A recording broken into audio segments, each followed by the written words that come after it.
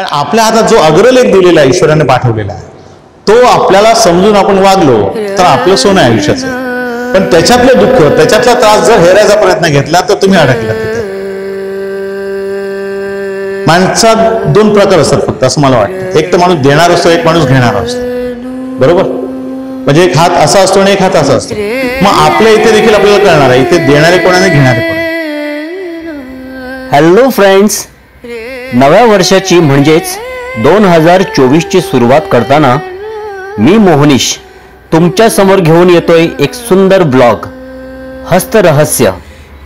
नव्या वर्षात आपला हात माझ्या पाठीशी असणार हीच आशा करतो.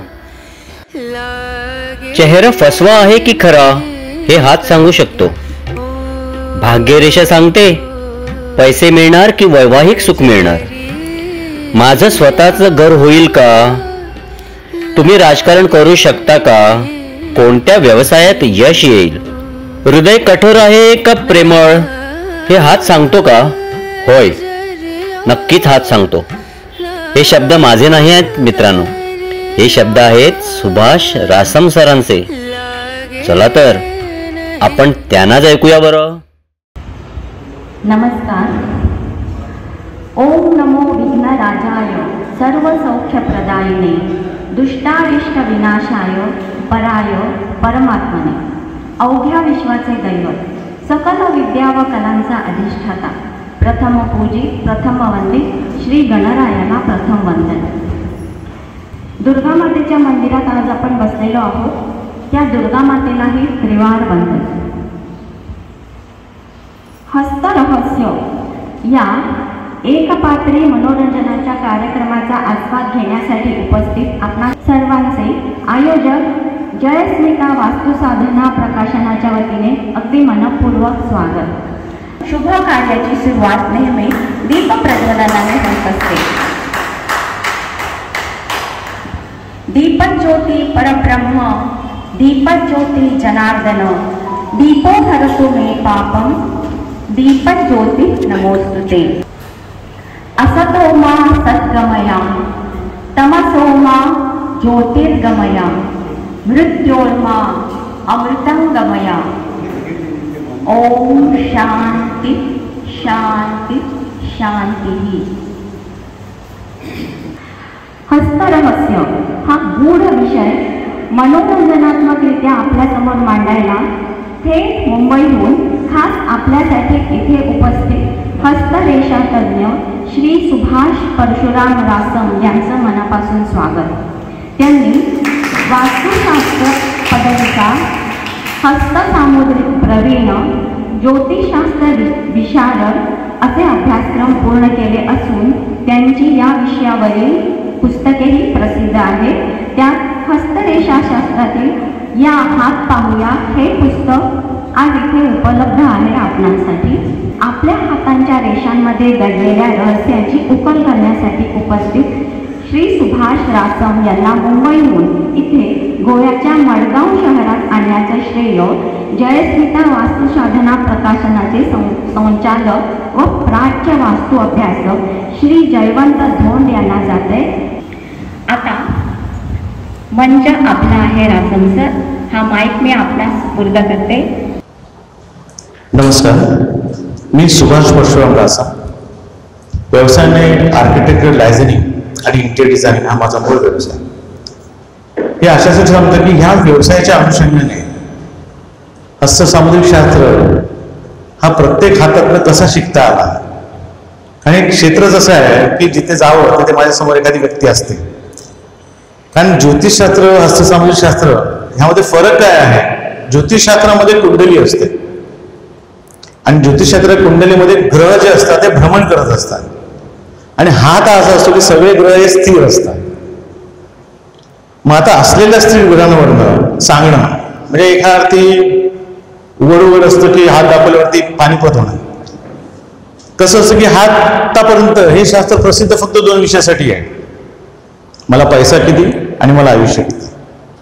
हे इथपर्यंत ठीक आहे हो. एखादं मी पुण्याला चाललेलो आहे, बसायला मला जागा नाही आहे आणि पटकन मी हात कोणाचा बघितला तर जागा 100% मिळणार. कारण प्रत्येकाची ओढ असते माझं आयुष्य जाणून घेण्याची.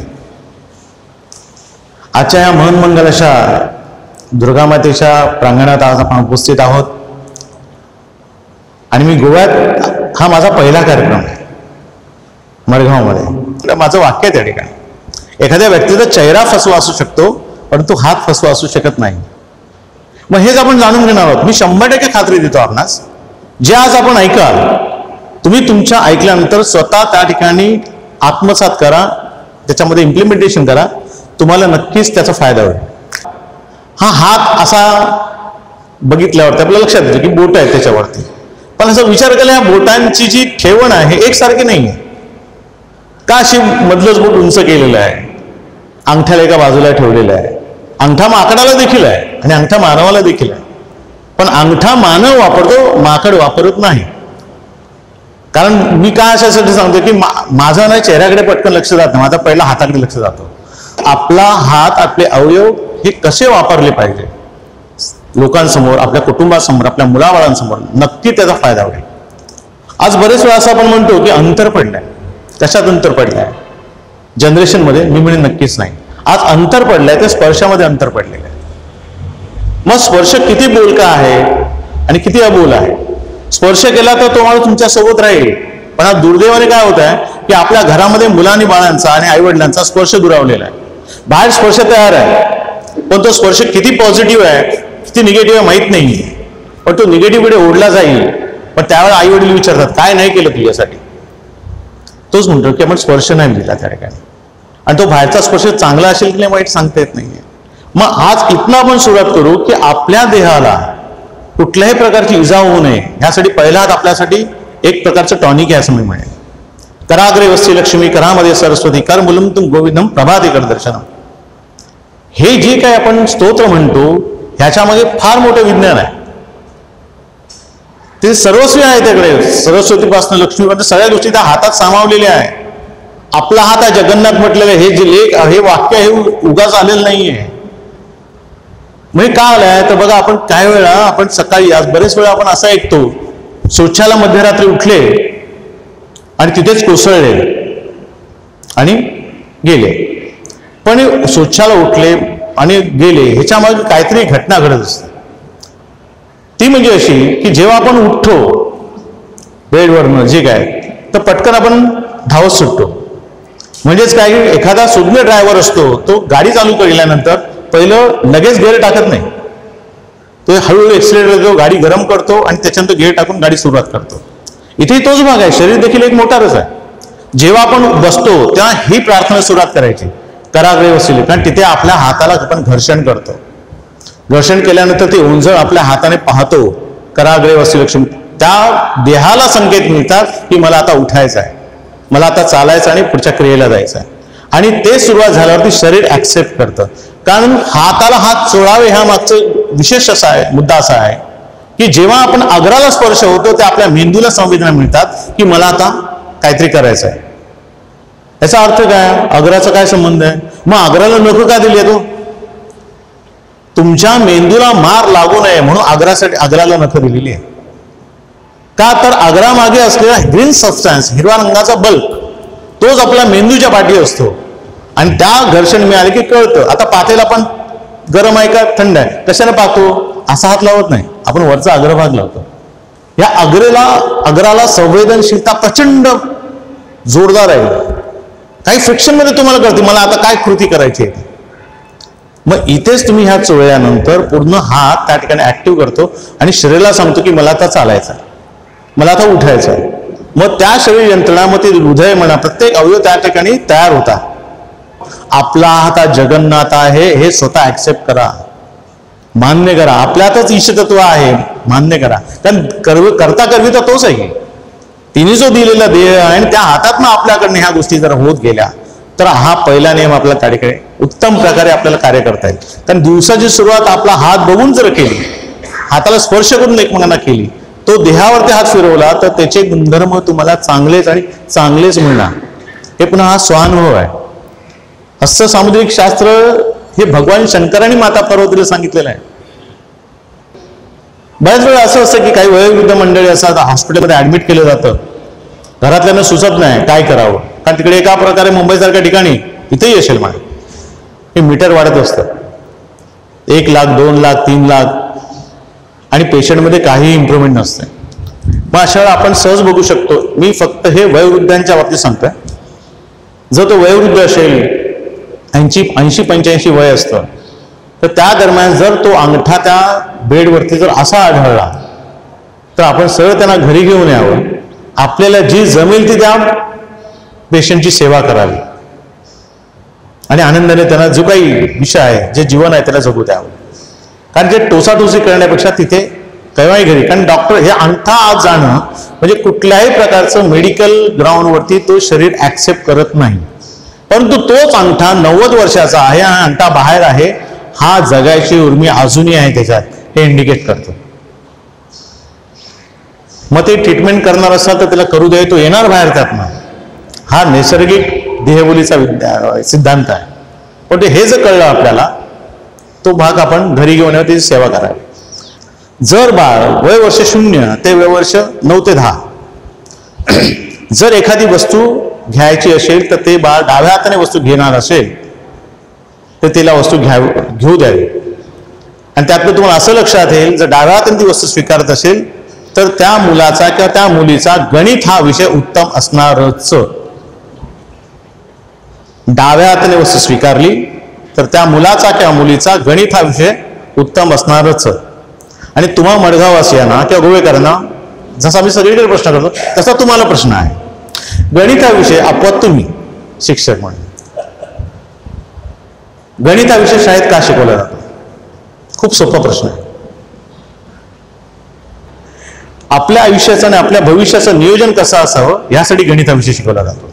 म्हणून ज्याचं गणित चांगलं त्याची ग्रास्पिंग पॉवर चांगली असते.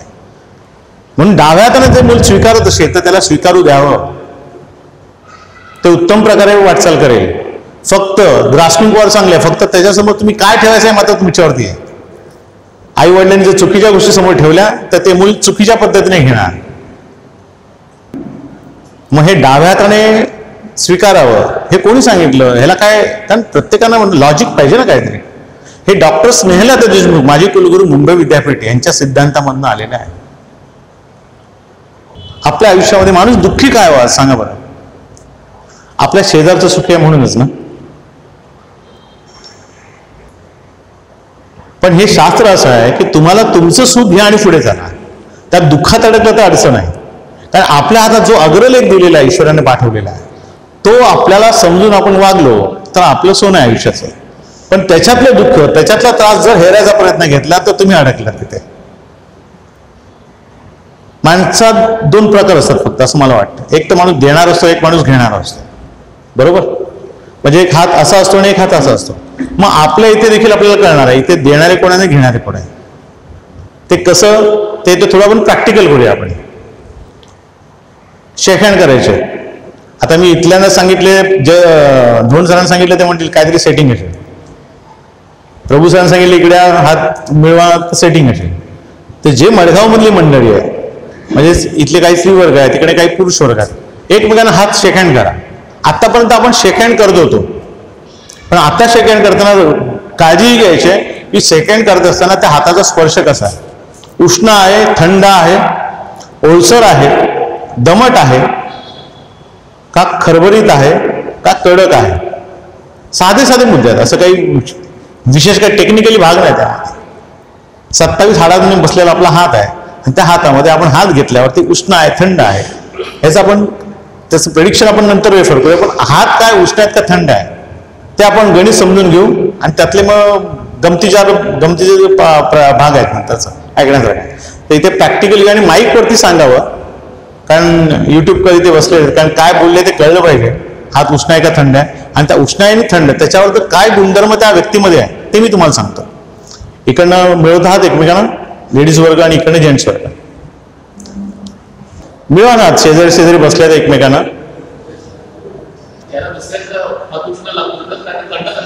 आपल्या हातावर लावा, मी त्याच्यावर पण येतो ना. आता आधी हात मिळवायला सांगितलं ना, तर अगोदरच मी सांगितलं असा हात लावा तरी तुम्हाला कळेल आपला उष्ण आहे का थंड आहे ते. म्हणून तू मिळवायला जाणार नाही ना, मिळवायला गेल्यावरती तुम्हाला कळणार आहे. आणि केव्हाही लक्षात ठेवा, जेव्हा एखादी व्यक्ती तुमच्यासमोर हात मिळवते ना, तर तुमच्यात काहीतरी क्वालिटी असते म्हणून समोरचा हात तुमच्यासमोर आलेला असतो. फक्त मिळवायचा कसा हा भाग महत्वाचा आहे. ते मी सांगतो आणि नंतर मग आपल्या उष्ण्यात थंड्या तो भाग रेफर करूया आपण. जेव्हा हात मिळवतो, आपला सिनियर जेव्हा असतो आणि आपण ज्युनियर असतो, दोन प्रकार असतात. आता धरून चला माझ्या समोर पिऊन आहे, पिऊनने माझ्यासमोर हात पुढे केला, तर पिऊनच्या हातात देऊन पिऊनला मी हात दाबायला नाही देणार. पिऊनला मी दाबेन वरती, दाबेन म्हणजे जोरात नाही, कारण मी ऑथॉरिटी आहे, मी त्याचा सिनियर आहे. पण तोच माझा सिनियर असेल, त्याचा हात मी कर्कसून दाबला तर समोरच्याला मेसेज वेगळा जाणारच. त्याला हलका द्या तर हलका स्पर्श करा, त्याला चांगल्या प्रकारे स्पंदन जाते. बरेच वेळा माणसं दोन्ही हात एकत्र मिळवतात, बरोबर, हाताला शेकहँड करतात, त्या दोन्ही हात एकत्र करतात, तर असं वाटतं की हा माणूस आपल्या गळ्यात पडतोय की काय, हे इंडिकेशन्स आहेत त्यामध्ये. पण हा स्टिफली मिळवला जातो, हाताला भाग दिला जात नाही. जेव्हा हात असा केला जातो मिळून, तर मी समजा हात मिळवला आणि उभा हात केला की मी डॉमिनेट करतोय, आणि हा स्ट्रेट मिळवला, दोन्हीकडनं समान हे आली, ग्रीप आली, तो हात एकमेकांना पोषक आणि पूरक आहे. पण हात घेतला तर काही जण हात नुसता बोटच देतात हाताच्या हातात, हे अस्पृश्यतेचं प्रतीक आहे, वैचारिक. संमिश्र व्हायचं नाही कोणामध्ये, मी आणि माझा, म्हणजे मी समोरच्याला बघून मी पुढे बांधेन, हा योग्य वाटेल तर मी ह्याच्याशी जवळ जाईल, हे त्यातनं इंडिकेशन्स आहेत. मग ह्याच्यामधनं हा माणूस देणार आहे काय घेणार आहे कसं करणार आहे. ड्राय आणि कोमट आहे, आणि ह्यांचा आता खरी गंमत आहे त्याची, उष्ण आणि थंडचे. उष्ण हात म्हणजे दुनियादारीचा हात. उष्ण हातवाल्यांचं घरात कौतुक अजिबात होणार नाही. जसं आता आपण म्हटलं की हात उष्ण आहे आणि हात थंड आहे, इथं उष्ण मिळाले, थंड मिळाले, दमट मिळाले. काही म्हणले की थोडासा रफ मिळाला हात. तर उष्ण हातवाल्यांच्या बाबतीतची तक्रार काय असे की यांच्याकडनं त्यांचं म्हणणं असेल माझ्याकडनं इतरांची कामं सहज होतात आणि माझी कामं काय होत नाहीत. आणि उष्ण हातवाले केव्हापर्यंत जवळचे असतात, जोपर्यंत त्यांच्याकडनं आपलं काम होईपर्यंत. ते झालं, उष्ण हातवाला हॉस्पिटलमध्ये गेला, समोरचा माणूस लगेच खुश होणार, त्याला संजीवनीच मिळणार, तुम्ही आलात बरं वाटलं. पण थंड हातवाला आला काय आणि गेला काय कळलंच नाही. कारण उष्ण हात म्हणजे ऊर्जा देणार आहे, ताकद आहे. भारत हे नाव तेजाने भारलेला असा भारत, सूर्यप्रधान आहे देश आपला. जगामध्ये 3च देश असे प्रसिद्ध होते की काहीतरी देण्यामागे. इराण हा सौंदर्य प्रसाधनामध्ये होता, चीन हा कलेमध्ये होता, आणि भारत हा ज्ञानानेच होता. उष्ण हातवाल्यांची गडबड काय होते की त्यांना बरेच वेळा असं होतं की घरामध्ये त्यांना कोण किंमत देत नाही, खूप अडचणी निर्माण होतात. कारण जे आहे ते बदल करता येणार नाही. उष्ण हात असेल तर उष्ण जाणार, आज उष्ण आहे तर उद्या मी 8 दिवसांनी थंड होईल नाही. शेवटच्या श्वासापर्यंत तुम्हाला जे निसर्गाने बनवलं त्याप्रमाणे. एखादं बोट वाकडा आहे तर वाकड्यात जाऊनच तुम्ही काम करणार, किती कशात सरळ करा आणि काय करा होणार नाही. बोट सरळ, प्रक्षेपण सरळ, बोट वाकडी, प्रक्षेपण वाकडं. पण निसर्गाने ते प्रक्षेपण वाकडं का केलं आहे, त्याची तरतूद निसर्गाकडे आहे. फक्त त्याची नियमावली तुम्हाला कळली पाहिजे, कुठे आणि कसं वापरलं पाहिजे. थंड हातवाल्यांना अवाजवी साठा करण्याची सवय असते, आणि तो साठा त्याचा उपयोग किती होईल काय सांगता येणार नाही. थंड हातवाल्यांच्या बाबतीत सांगायचं झालं तर लग्नाला झालेला 50 वर्षापूर्वीचा खर्च आहे तोही साठवून ठेवलेला असेल, आणि त्याचं कामच आहे नोंदी करून ठेवून द्यायचं. पण त्याचा कुठे आणि कसा वापर करायचा हे मात्र सांगणं अवघड होतं त्या ठिकाणी. उष्ण हातवाल्यांचं एक वाक्य कॉमन यूज असं म्हटलं आता की माझ्याकडून इतरांची कामं सहज होतात, माझी कामं होत नाहीत. या क्षणापासून त्यांनी वाक्य बदली करायचं, चेंज करायचं. माझ्याकडनं इतरांची कामं सहज होतात, माझी कामं त्याहीपेक्षा सहज होते. उष्ण हातवाला जे बोलतो ना ते खरं ठरत असतं, पण नेमकं तो स्वतःबद्दल निगेटिव्ह बोलतो आणि तेच त्याच्या बाबतीत घडत असतं. पण तेच दुसऱ्यांबद्दल बोलला तर त्याचं काम होऊन जातं त्या ठिकाणी. पण त्याला तुम्ही स्वतः विनवणी करा, काम होईल तर तुमच्याकडे. कौतुक केलं गेलं पाहिजे उष्ण हातवाल्याचं, त्याला सन्मान दिला पाहिजे, त्याला त्याची कुठेतरी जाणीव करून दिली पाहिजे. आणि ते नाही झालं तर त्यांना फार दुःख होतं आणि फार त्रास होतो, आणि खास करून अशा विषयामध्ये. आणि थंड हातवाल्याला मात्र इन्फ्लुअन्स व्हावं लागणार, तिथे कोणतरी मध्यस्थी घालावं लागणार. तिथे मध्यस्थी न करता तुम्हीच तिथे अडकलात ना, तो तुमचं काम होणार नाही. कारण ते जोपर्यंत सूर्य चंद्राला प्रकाश देत नाही तोपर्यंत चंद्र प्रकाशित होणार नाही. म्हणून थंड हातवाल्यानं मध्यस्थी टाकावं लागेल त्या ठिकाणी. मग ह्या उष्ण आणि थंडामध्ये अजून एक पुढचा हात होतो, तो म्हणजे हात ओलसर. आता काही वेळा हे शाळेमध्ये बऱ्याच गोष्टी घडतात मुलांच्या हातामध्ये, की जेव्हा भीतीचा गोळा पोटामध्ये येतो त्यावेळेला हात ओला होतो, आणि भीतीचा गोळा गेला की हात ड्राय होतो. म्हणजे पेपर लिहिताना हात ओला, पेपर संपला हात ड्राय. त्याच्या पुढची अजून एक गोष्ट होते, ती म्हणजे अशी नख खाणं. ही टेन्शन, इतकं टेन्शन येते की केव्हा ते नख खाता खाता रक्त बाहेर येतं तेही कळत नाही. तोंडामध्ये चिंग्या म्हणजे नख खायचा प्रश्नच येत नाही, रिझल्ट चांगले मिळणार. इथे मुद्दा तोच, कालच्यापेक्षा आज मी नख कमी खाल्ली, कालच्यापेक्षा आज माझा ड्राय होता, आज वायाला लागलेला आहे, ओलसरपणा कमी होत चालला, व्हायला सुरुवात होणार. कारण ते काही वेळा मुलं जी असतात ना, आईच्या गर्भात घाबरून आलेली असतात हो. कारण त्या 9 महिन्यामध्ये काय काय अशा काही गोष्टी घडलेल्या असतात, ते सगळे एखादा गर्भसंस्कार आहे ना तो. मग आता इथे सांगायचं तात्पर्य असं आहे की हाताला घाम येणारच आहे, पण येणार आहे तर त्याला आपण कशा पद्धतीने दूर केलं पाहिजे हे आपल्याला हे हात सांगतो. हात सुकला की हात त्याचं टेन्शन गेलेलं आहे. म्हणजे सुकणं आणि हे आपल्याला त्या मुलाशी कसं काय हे करायचं. आज मासिक धर्मामध्ये आईला मुलीला काय सांगायचं हेच कळत नाहीये. समजून घ्यावं ना, सांगितलं गेलंच पाहिजे, पण ते चुकीची बातमी गेली तर मग आता अवघड आहे. मग तिथे हात जर थंड असेल, हात ओलसर असेल, तर त्याने ती जाणी माहिती घ्यावी. उष्ण हात मला काय माहिती घेऊन काढेल आणि समोरच्या पटकन देऊन मोकळा होईल, पण थंड हात तर तसं नाही. मग त्याप्रमाणे आपल्याला त्या ठिकाणी आपला हात आपल्याला कळला, माझा हात उष्ण आहे, माझा हात थंड आहे, तर मला काय घ्यायचं आहे, काय बाजूला सोडायचं आहे, त्या काय चांगलं आहे काय वाईट आहे. निसर्गाने दिलाय थंड तर थंड आहे, तर त्यासाठी आहे, पण कुठला साठा मी करू. असं नाही की एकच गोष्ट 4-4 वेळा घेतली नंतर बघितलं कटार ही होती माझ्याकडे. चांगला साठा करा, पैशाचा साठा करा, ज्ञानाचा साठा करा, रद्दीचा साठा करू नका. आणि ते मिळालेलं ज्ञान हे द्यायता कसं येईल. कसं आहे की थंडात वाला ना मास लेवलला बोलू शकत नाही, उष्ण हातवाला मास लेवलला बोलू शकतो. थंड हातवाला 1-to-1 कन्सल्टिंग चांगला करू शकतो. उष्ण हातवाला 1-to-1 कन्सल्टिंग करायला अडचण होते. 100 माणसासमोर बोला, उष्ण हातवाला सहजपणे त्याच्यासमोर एकत्रितपणे त्याचा मेसेज जाणार. बाबासाहेब पुरंदरे एकाने सांगितलंय का छत्रपती शिवाजी महाराजांचं चरित्र, हजारोंसमोर सांगितलं, कारण हात त्या ताकदीचा आहे. 1-to-1 पेक्षा 1000 माणसं त्यांनी ऍक्सेप्ट केली. थंड हातवाला 2 ते 3 माणसाची कम्युनिकेट करेल चांगल्या प्रकारे. आता माझ्यासोबत मला कुठले हात पाहिजे हे आपल्या हातात नाही, पण जे हात आपल्या समोर आहेत, आता आपण ज्या क्षेत्रात कामं करतात, पटकन आपला हाताचा कलिग्ज आहे, उष्ण हात आहे, हा फील्डवर माणूस चांगलं काम करेल आणि तुम्हाला आउटपुट चांगलं देईल. फक्त त्याला त्याचा टेम्पो सांभाळायचा, फक्त त्याला त्याचा मोठेपणा देऊन आवळा देऊन कवळा कसा कापता येईल हे उष्ण हातवाला कळलं पाहिजे आपल्याला. त्या उष्ण हातवाला जर तुम्ही दुय्यम स्थान दिलं गेलं की तो तुम्हाला मोठं करू शकणार नाही, कारण तेज आहे त्याच्याकडे, ताकद आहे त्याच्याकडे, फोर्स आहे त्याच्याकडे. त्या फोर्स त्याचे गुणधर्म तो 100% तिथे आणणार. पण थंड हातवाला जर तुम्ही मार्केटिंग आणि फील्डवर पाठलं तर अवघड आहे. आणि आपला जर आपल्याला कळला माझा हात उष्ण आहे, माझा हात थंड आहे, उष्ण हात आणि थंड हात जर कॉमन म्हणजे मध्यम असेल आणि हाताला चौरसपणा असा, म्हणजे चौरसपणा म्हणजे कुठून इथून आणि इथून आणि इथून असा. निसर्गाने आयताकृती आणि चौरस हा ते 70 ते 80% केलं. 20% हात जे आहेत हे अतिनिमूळ ते केले आहेत आणि गोलाकार केलेले आहेत.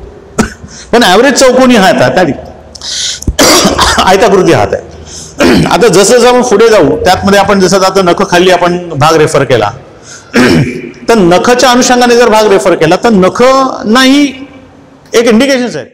लागे नहीं कहीं और, लागे नहीं कहीं और, लागे नहीं कहीं